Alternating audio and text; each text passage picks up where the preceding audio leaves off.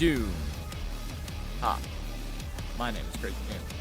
Today I want to do a rant on the new Doom the Dark Ages game that is coming out, hopefully, in the year 2025. I myself am a new Doom fan. I got started with Doom very recently, and I played through 2016. 100% of the game. I loved it. Loved every single moment of it. Played it on ultraviolence and beat it to its completion on ultraviolence. And I wanted more, so I went to the original Doom and I played the first Doom game on the Game Boy emulator, which was it was definitely an experience. I could say that much.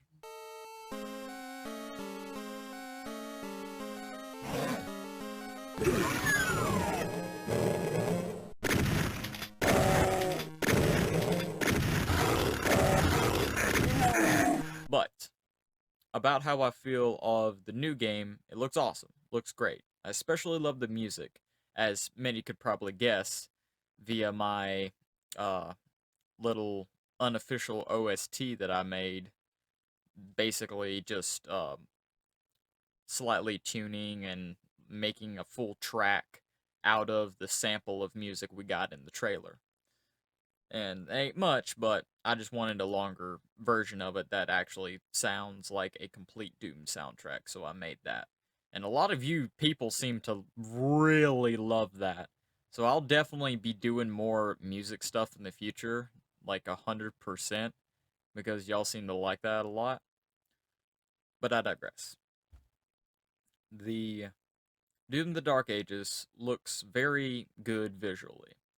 I really love the whole armor concept with, the new guns, how like it's quite literally one of the guns that just like it uses skulls for ammunition and just chunks the pieces out in front of it, and it's really really metal, and I love it. And also the super shotgun has gotten a little bit of a tweak to it, but it's a tweak that I figure is going to be a pretty decent, good tweak. It is actually a prequel game to 2016. It is basically the first Doom game. It takes place after it. So technically, this is the sequel to the first Doom game, technically speaking, because this is like after he already went through hell and got to Ardenur. Of course, as we all know, nobody plays this for the story. I myself am not a big fan of the story. I think it's really ridiculous in a lot of ways, but ridiculous in a good way because it's so over the top and so metal that it's hard not to just laugh and love it for its ridiculous nature. It's really hard not to. We don't really know too much about it yet, and I'm not going to pretend and break down the trailer and be like, oh, the rock blowing in the center of the dirt is telling a story, guys. I don't do that. I don't do any of that crap. I just take trailers and take game releases with a grain of salt, and I recommend you do the same because it's a trailer. And there's only so much a trailer can really tell. I, for one, am looking forward to actually playing it. Now, am I going to pre-order it? Probably not. But am I going to play it? Heck yeah, 100%. It's a Doom game. It's hard not to play a Doom game, especially after my experiences with 2016. Definitely, it's really good. And I didn't mention Doom Eternal much, simply put, because I'm not that big of a fan of Eternal's gameplay. Mainly because I feel like they tried way too hard to make it difficult. Like, I made it past the first, like, 3 stages, and I put down the game because I really wasn't enjoying myself. It just felt weird. So, that's one of the reasons. And also, just the fact they nerfed punching in Eternal is absolutely ridiculous. Like, the fact that you cannot just blow out something's back with your fist anymore really just disappointed me. And I played it on Ultra Violence. And like I said, I played 2016 on Ultra Violence. I was pretty good. However, the difficulty is very apparent. Now, I wouldn't say it's a too difficult of a game. Like, I made it to the third act, and the reason I didn't go on, just simply put, I got bored with it. And I just feel like really they tried way too hard to be difficult. And the story for me was like the final nail in the coffin. I don't like the cutscenes and the fact they really just went full on with the story with Eternal. I hope and pray that Doom the Dark Ages is much lighter in terms of story and much more laid back, like kind of like 2016 was. Me personally, I just liked 2016 better, and then because the story was just on a back panel, and it was pretty challenging enough on Ultra Violence that I never really felt like it was too easy nor too hard. And people that say, "Oh, the super shotgun was so like overpowered and everything," I really don't agree with it. I barely used the super shotgun at all in my 2016 run, mainly because the gun sucked in comparison to other weapons, and the reason for that is range.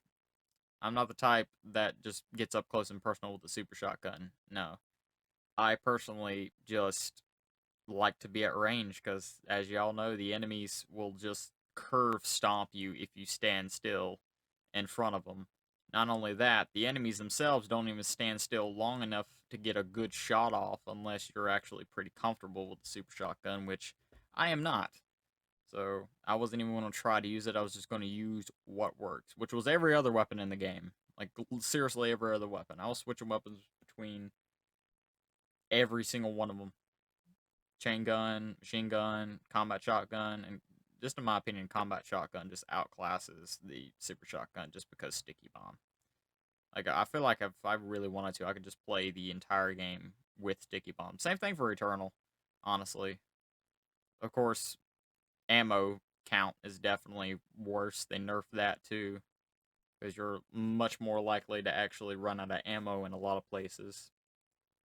And if you're not careful, you can actually sock off yourself pretty easily, especially if you have no more enemies to fight. But it is kind of irritating with so much being on the screen at a time, and it's really, really difficult for me to actually keep track of everything. And people say it gets even more intense later on.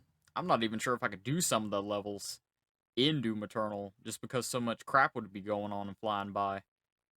And that's saying something. That's my thoughts on the Dooms. I'm a big fan. I cannot wait for Doom the Dark Ages, see what it entails. Because one thing's for sure, it will make it entertaining. Either with a ridiculous, over the top gameplay that has more polygons than the beach, or have it be so gritty and metal in the environment that even if the story and gameplay is really just over the top ridiculous, you want to push through anyway just to see how ridiculous the environments are because the environmental designers went just so damn ballistic with Eternal. Oh my gosh. Like 2016 they went pretty ballistic, but yeah, they went extra ballistic with Eternal. Like those guys need a raise. Except for the purple goop guy.